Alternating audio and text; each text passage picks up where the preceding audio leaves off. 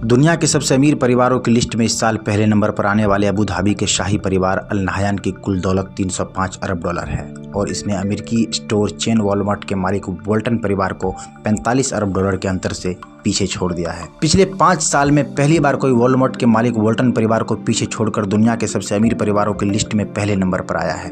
Al Nahyan परिवार न केवल अबू धाबी की व्यवस्था संभालता है बल्कि यह दुनिया के सबसे लोकप्रिय फुटबॉल क्लब मैनचेस्टर सिटी का मालिक भी है।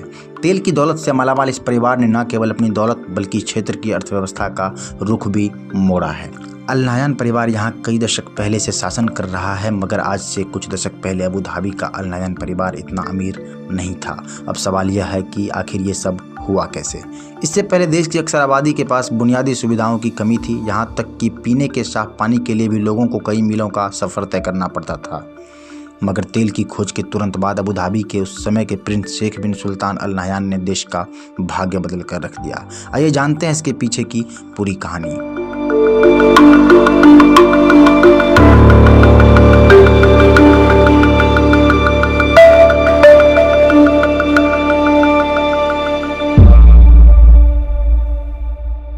साल 1932 में किंग अब्दुल अल अजीज़ ने सऊदी अरब की स्थापना की थी। ये उस दौर की बात है जब सऊदी अरब में तेल के भंडार की खोज नहीं हुई थी और सऊदी अरब का कोई मजबूत अस्तित्व भी नहीं था। यहाँ पर मजदूरी खेती करके लोग अपना जीवन यापन करते थे, जिसमें खजूर की खेती सबसे ज़्यादा की जाती थी और लोग ऊँट और भेड़ों का इस्तेमाल करते थे। आज जहाँ आलीशान महल नज़र आते हैं, वहाँ उस समय टूटी फूटी झोपड़ियाँ हुआ करती थी। प्रथम विश्व युद्ध खत्म होने के बाद सऊदी अरब ने अपने देश में तेल के ठिकानों की तलाश शुरू कर दी। साल 1922 में न्यूजीलैंड के एक इंजीनियर को ईस्टर्न पार्ट में तेल की खोज की जिम्मेदारी दी गई, हालांकि इन्हें उसमें कामयाबी नहीं मिली। साल 1925 में American engineer Karl Twitchell ने भी तेल के स्रोत ढूंढने की कोशिश की। वे अपने मुकाम में सफल तो नहीं हुए, लेकिन उन्होंने तेल के बड़े बड़े भंडार होने के सबूत दे दिए थे। बात है 1932 की, जब बहराइन में तेल के भंडार खोज लिए गए थे, जिसके बाद सऊदी अरब में भी तेल के भंडार ढूंढने का काम तेजी से आगे बढ़ाया गया। अंत में 1938 में एक अमेरिकी कंपनी को सफलता मिली। डेमम ऑयल फील्ड में पहली बार सऊदी अरब में तेल के भंडार खोजे गए थे। आज इस जगह की पहचान धहरान के नाम से है। 1939 से तेल के ट्रांसपोर्ट के लिए पाइपलाइन बिछाने का काम शुरू हुआ। आज की तारीख में सऊदी अरब के पास कितना तेल का भंडार है, इसका सटीक आंकड़ा किसी के पास भी नहीं है। 1939 के बाद सारे वेस्टर्न वर्ल्ड का ध्यान सऊदी अरब की तरफ बढ़ने लगा। उस वक्त अबू धाबी के प्रिंस शाखबूत बिन सुल्तान अल नहयान थे। द्वितीय विश्व युद्ध खत्म होने के बाद दुनिया तेजी से इंडस्ट्री के दौर में बढ़ना शुरू हो रही थी, इसलिए तेल की डिमांड भी बहुत ज़्यादा बढ़ गई। लेकिन इसके बाद भी अबू धाबी की स्थिति में बहुत ज़्यादा बदलाव नहीं आया, क्योंकि अबू धाबी के प्रिंस शाखबूत बिन सुल्तान को डर था कि तेल का भंडार जल्दी ख़त्म ना हो जाए।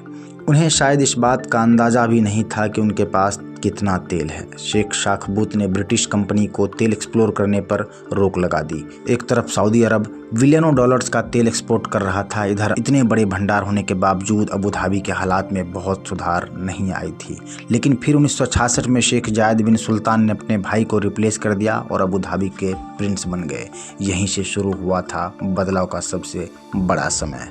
यही वो शख्स था जिसने अबू धाबी को इस मकाम तक पहुंचाया।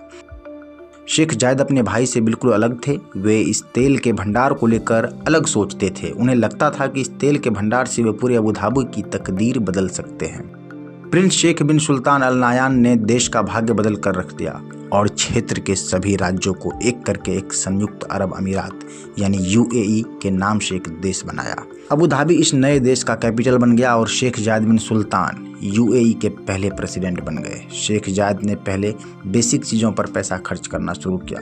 रोड नेटवर्क की काम शुरू की गई जो अबू धाबी को आसपास के गांव से जोड़ने वाली थी। बिजली पैदा करने वाले प्रोजेक्ट लॉन्च किए गए। इसके बाद शेख जायद ने अपना सारा फोकस इंफ्रास्ट्रक्चर डेवलप करने पर कर दिया। स्कूल, हॉस्पिटल, सरकारी बिल्डिंग्स, पुलिस, आर्मी और जो भी बेसिक्स डिपार्टमेंट होते हैं किसी भी कंट्री को चलाने के लिए, उस पर ध्यान दिया गया। यही वो समय था जब एक और पर्सनैलिटी भी बहुत ध्यान से इस ट्रांसफॉर्मेशन को देख रहा था। ये थे मोहम्मद बिन जायद अल नहयान, शेख जायद बिन सुल्तान के तीसरे बेटे, जो आगे चलकर यूएई के प्रेसिडेंट बने।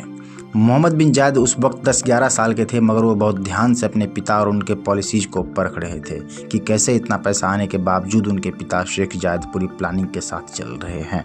आज अबू धाबी की जो इतनी मजबूत स्थिति है, इसका सारा क्रेडिट अबू धाबी के लीडरशिप को जाता है।